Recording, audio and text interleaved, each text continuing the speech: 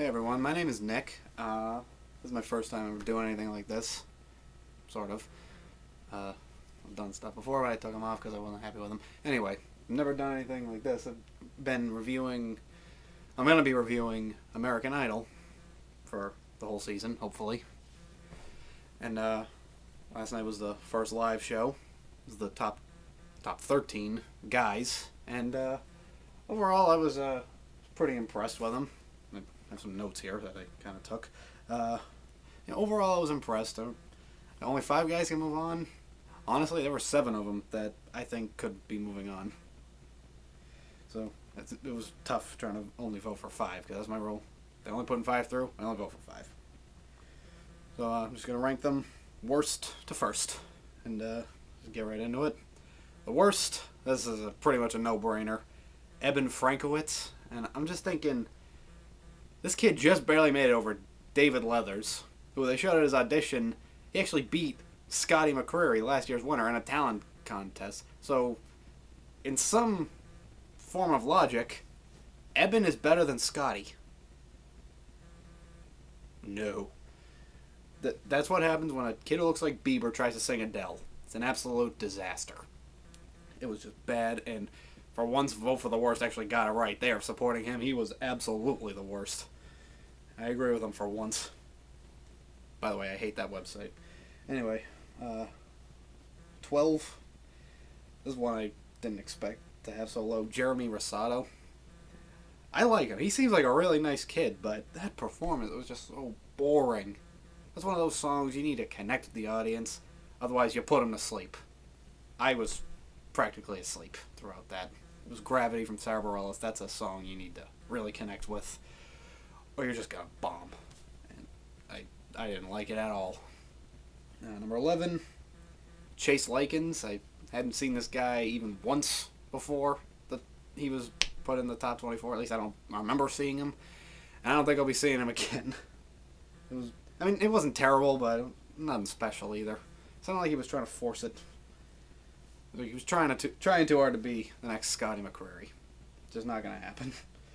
Number 10, DeAndre Brackensick. His voice is just way too high for me, and the Kenny G hair doesn't help. 9, the one they brought back, Jermaine Jones. He was decent, but it wasn't worth bringing him back. DeAndre's voice is too high for me. His voice is too low, I think. It's way too low. It's almost comical sometimes. Anyway, number 8. It was Aaron Marcellus. He sang Never Can Say Goodbye. I think we're going to be saying goodbye. Number 7. Now, from here on, this is where it really gets good. Number 7, and I don't want to put him this low because I love him so much. Hee Jun Han. He sang really well, but like the judge said, it wasn't really the right song choice for him.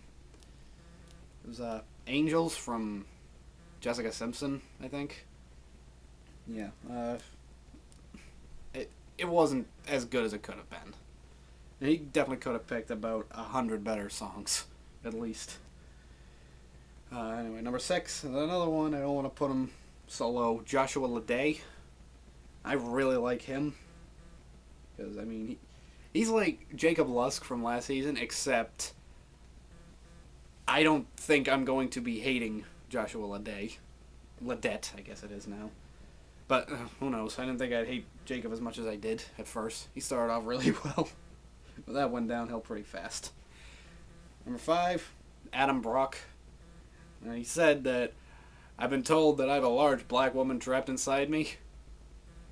And I could actually kind of see it in that performance. He sang an Aretha Franklin song, and he sang it very well.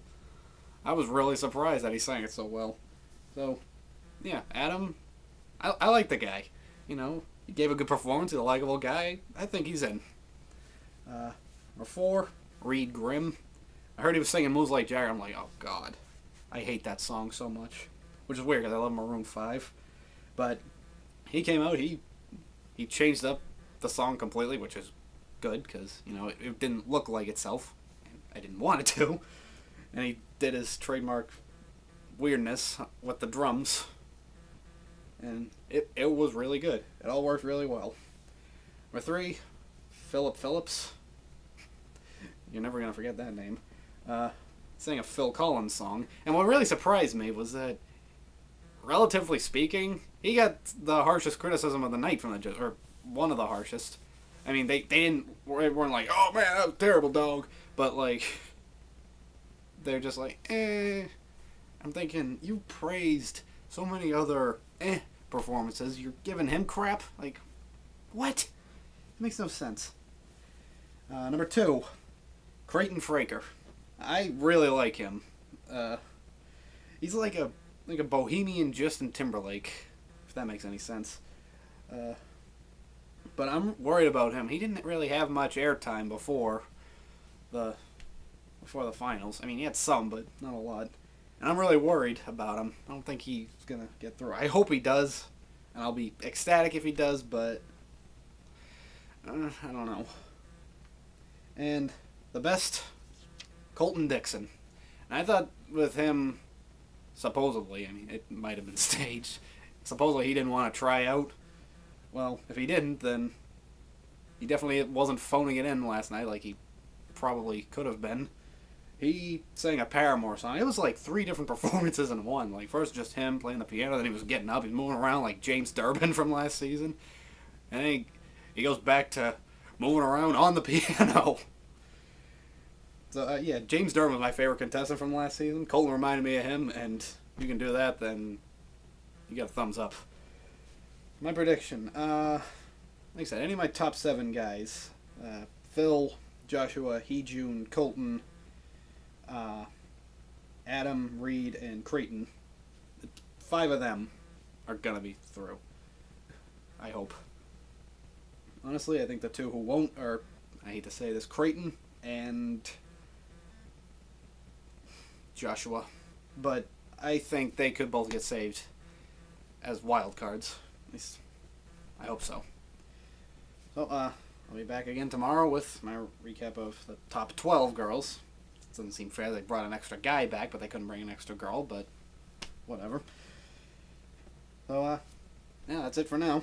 I'll see you again tomorrow.